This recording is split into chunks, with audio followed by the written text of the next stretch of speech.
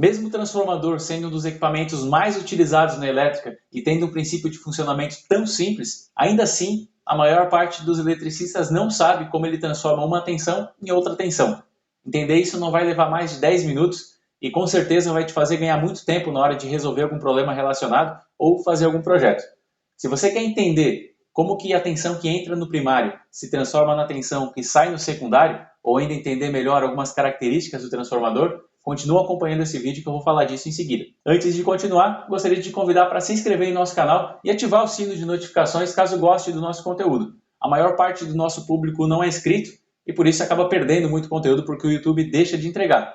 Isso é prejudicial tanto para o canal, já que acaba perdendo relevância, quanto para você que acaba deixando de ter acesso a vídeos técnicos que são muito importantes aí para quem deseja continuar sempre aprendendo, que isso é um dos pilares de um bom profissional. E deixe também o seu like para nos permitir continuar gravando os vídeos e aumentando a biblioteca aqui do canal. Eu resolvi desenhar um transformador aqui na bancada em vez de trazer um transformador real, porque o transformador ele tem todo encapsulamento, todo o isolamento em volta e mesmo que tirasse, não ficaria tão visual, tão fácil de entender do que utilizando assim, dessa forma com um desenho.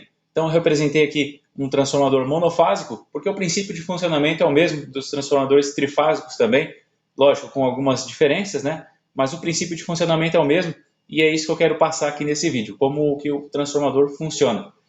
Nesse caso o núcleo é quadrado, mas poderia ser também um toroide, aqueles transformadores muito utilizados em equipamentos eletrônicos, em fontes e tal, que o núcleo é redondo, poderia ser também, não tem problema nenhum.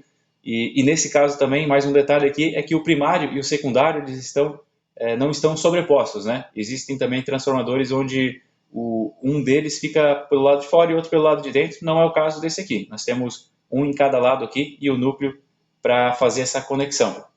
Então vamos lá. Como que a tensão que está aqui no primário se transforma na tensão do secundário? Como que isso ocorre? Nós temos um enrolamento aqui. Esse enrolamento ele tem várias espiras que são calculadas para que tenhamos uma relação de transformação entre essas duas.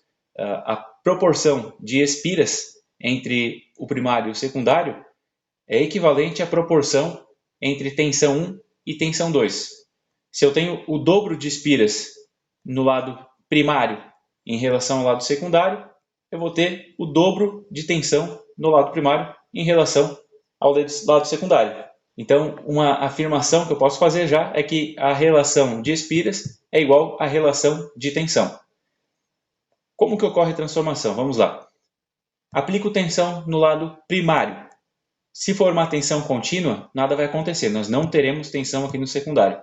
A tensão contínua não induz no transformador. O transformador só funciona com tensão alternada. Então, se eu aplicar tensão contínua, não tem tensão aqui desse lado. Agora, se eu aplicar tensão alternada aqui, o que vai acontecer? Essa tensão alternada vai circular por essas espiras. Essas espiras vão forçar um fluxo magnético dentro do núcleo. Então, nós teremos dentro do núcleo um fluxo magnético acontecendo. Esse fluxo magnético que está acontecendo aqui dentro do núcleo vai induzir uma tensão no secundário. E agora nós teremos, então, tensão aqui no secundário. Então, já respondi a questão do vídeo já. Vamos aprofundar um pouco, mas a questão principal é essa. Como que funciona o transformador? Eu tenho uma tensão que através dessas espiras, através dessa bobina, ela vai fazer com que ocorra um fluxo magnético dentro desse núcleo. E o núcleo, por sua vez, vai fazer com que haja uma indução de tensão na bobina. Então eu estou pegando um sinal elétrico, transformando num fluxo magnético, e daí esse fluxo magnético se transforma numa tensão elétrica novamente, numa corrente elétrica aqui no secundário. Por que a relação de espiras é proporcional, é igual à relação de tensão? Porque quanto mais espiras eu tenho, mais fluxo eu absorvo, ou, pelo contrário, mais fluxo eu estou gerando.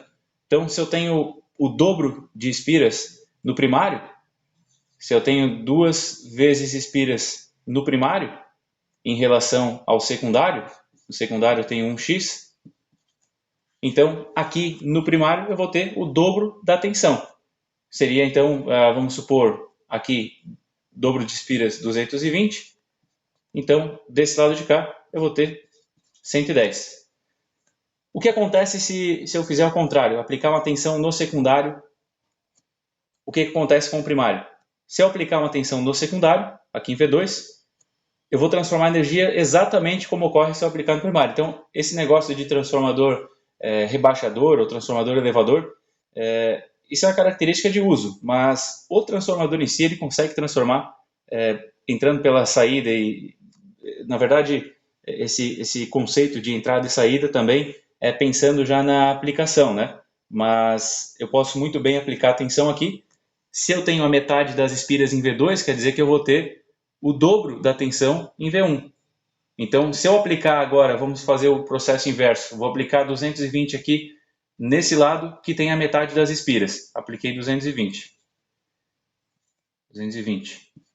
Como eu tenho aqui a metade das espiras e aqui o dobro, então eu vou ter o dobro da tensão. Vou ter 440 volts. Então, o transformador, ele não é limitado, ele não fica limitado a uma tensão específica. Eu não preciso... ele foi projetado para colocar 220 aqui para sair 110. Beleza. Mas se eu colocar 220, como eu tenho a relação de transformação de 2 para 1, aqui eu tenho 2, aqui eu tenho 1, essa proporção vai ser mantida. Então, se eu aplicar uma tensão de 220, do outro lado eu vou ter 440. Por que eu não posso fazer isso simplesmente porque eu quero? Porque esse enrolamento aqui, talvez ele não está preparado, não tem isolamento suficiente para ter a tensão de 440. Talvez o esmalte desses fios aqui dessa bobina são feitos para 300 volts, por exemplo. Então, em 220, pode trabalhar tranquilamente. Agora, se receber 440, já não. Então, tem que cuidar com a questão da isolação. Mas se eu quiser trabalhar com uma tensão menor, se eu quiser trabalhar, por exemplo, eu tenho um transformador que é de 220 para 110, mas eu quero transformar 110 em 55. Eu posso, aplico 110 aqui, desse lado eu vou ter 55. Aí nesse caso, eu posso, sem mesmo consultar as características do transformador, eu posso fazer essa aplicação, porque eu sei que a tensão está abaixo do que é a tensão que o transformador suporta. Se está abaixo, tranquilo, não posso exceder. Se de repente eu consulto o fabricante do transformador e ele me diz que o isolamento suporta até 500 volts, então eu posso aplicar tensões aqui até 250, porque desse lado eu sei que vai chegar até 500 volts. A potência do transformador. Como a potência ela é definida, o transformador o fabricante é quem define a potência dele, então caso eu faça essas conversões de tensão, estou falando ainda considerando as características nominais, né? Estou convertendo a tensão aqui de 220 para 110. Qual que é a potência desse lado e qual que é a potência desse lado? É a mesma. O transformador é quem vai definir a potência. Então, se é um transformador que tem a potência X, aqui desse lado é X, aqui desse lado é X também. Então, se eu tenho uma menor tensão, ao contrário, né? Como aqui eu tenho uma tensão maior, então a corrente ela vai ser menor, porque a potência é fixa.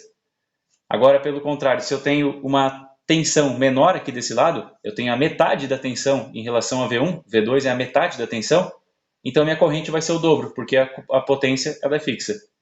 Por isso que no enrolamento secundário, quando é um transformador sendo utilizado para rebaixar, no secundário nós temos menos espiras, nesse caso aqui específico metade das espiras, mas são espiras mais grossas, porque elas precisam suportar uma corrente maior. Elas precisam suportar uma corrente maior justamente para poder atender a potência do transformador. E o que mais que define a potência? Não é só a corrente. O núcleo também pode saturar. Quando se tem um fluxo muito maior do que ele suporta, ele vai saturar, não vai conseguir acontecer essa transformação aqui, não vai ocorrer da forma correta, e aí vai ter a tensão vai ficar mais baixa, vai ocorrer um aquecimento também desse transformador, e o aquecimento vai acabar estragando o esmalte e posteriormente vai ocorrer um curto-circuito com certeza. Continuando a falar do núcleo, talvez vocês tenham reparado que na maior parte dos transformadores, esse núcleo aqui, ele não é uma peça única. Ele é composto por várias chapas. Nós temos várias divisões aqui. Ele é feito de várias chapas. E o porquê que ele é dessa forma? São chapas eletricamente isoladas. Nós temos uma chapinha, deixa eu desenhar aqui, uma chapinha fina, mais uma chapinha fina,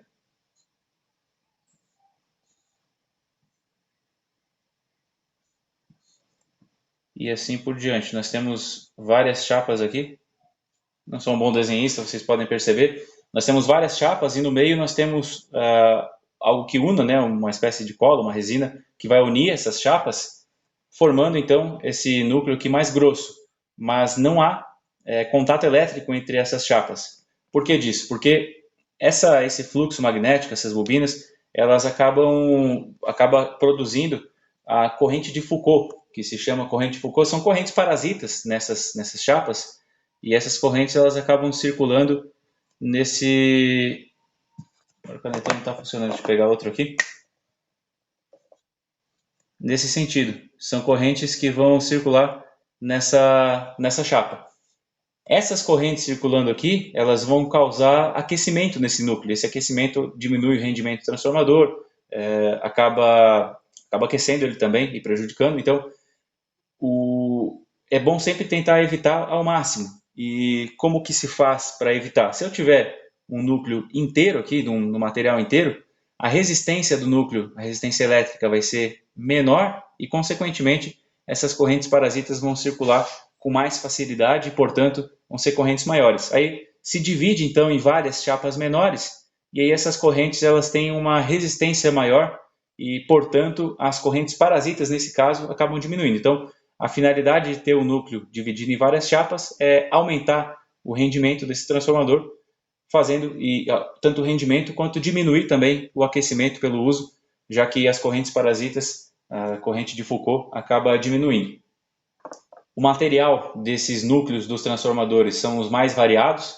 Existem núcleos específicos para trabalhar com altas frequências por conta da esterese magnética. O que é a esterese magnética? Como a corrente alternada ela fica passando pelo positivo e pelo negativo, positivo, negativo, e fica fazendo esse ciclo, o que acontece? O fluxo magnético ele também fica invertendo.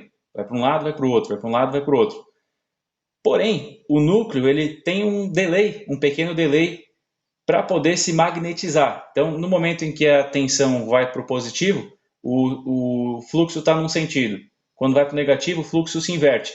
Mas nesse período entre estar para um lado ou para o outro, nesse meio tempo, tem um período, um pequeno delay, em que esse núcleo acaba não estando magnetizado. Então, isso é ruim para o rendimento do transformador também, porque ele acaba não induzindo a tensão na saída aqui no secundário, no mesmo momento em que o primário está gerando então esse fluxo.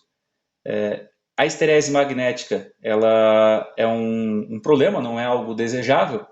Então, quando se tratam de transformadores com a frequência mais alta, transformadores aí, utilizados em fonte chaveada, por exemplo, aí se usa outro tipo de núcleo, às vezes com propriedades piores ou preços piores em relação aos núcleos mais simples, porém com esterese magnética menor, com essa capacidade de inverter essa polaridade no fluxo com maior facilidade. E aí, falando de transformadores maiores também, o que vai mudar entre um e outro? Vai variar o tipo de isolação, se é com óleo, se é seco, o tipo de refrigeração também, e outras características, mas o princípio de funcionamento em geral dos transformadores é isso aqui. Nós temos um sinal de tensão que quando uma corrente percorre aqui essas espiras, essa corrente, não é a tensão, é a corrente que vai fazer um fluxo magnético passar por esse núcleo, e esse fluxo magnético vai induzir uma tensão nas espiras do secundário. Quando eu não tenho carga conectada aqui, o fluxo magnético, a impedância no primário, ela fica bastante alta, e aí a corrente fica muito baixa aqui no primário quando eu não tenho carga. Ainda que se tenha uma corrente, a corrente de magnetização que se chama, ainda tenho corrente no primário, mas a corrente muito baixa. À medida que eu vou ligando cargas aqui no secundário, a minha impedância aqui nas bobinas aqui do primário vai diminuindo, essa impedância vai ficando menor, e aí a corrente aqui vai aumentando também, e sempre proporcional às cargas. Esse vídeo fica por aqui, deixe seu like para nos permitir continuar trazendo esse tipo de conteúdo aqui para o canal, e se tiver alguma informação para agregar, deixe nos comentários, se tiver alguma dúvida pode deixar também, que eu vou acabar respondendo por lá e dependendo do assunto, de repente eu posso até vir a fazer um novo vídeo aqui para explicar algum ponto específico. Não deixe também de se inscrever e ativar o sino de notificações.